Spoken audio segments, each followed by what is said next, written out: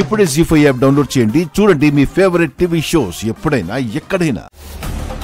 శరణ్య ఉదయాన్నే ఇంటికొచ్చింది. ఆ ఇంటికి ఇక వెళ్ళను అంటుంది. అక్కడ ఏం గొడవయిందో ఏమైందో ఎంత అడిగినా ఏం చెప్పట్లేదు. భర్త సంసారానికి పనికిరాడు, అసలు మగతనమే లేదని ఉత్తరం రాసి పెట్టొచ్చుండాది. సంసారాన్ని తన చేతులతోనే మొక్కలు చేసుకునుండాది. శరణ్య, నువ్వు రాసి పెట్టి వచ్చిన లెటర్తోనే మరిది గారి జీవితాన్ని ముంచేశావు. ఆయన బాగుండాలనే కదా నేను ఉత్తరం రాసింది.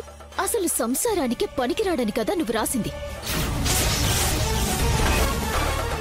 అయ్యో అక్క, నేనెందుకు అలా రాస్తాను?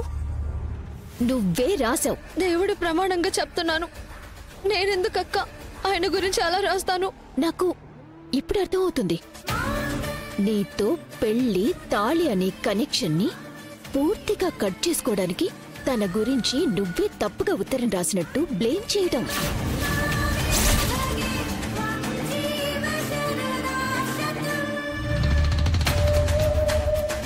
జీ5 యాప్ డౌన్లోడ్ చేసి అన్ని ఎపిసోడ్స్ పూర్తి ఉచితంగా చూడండి.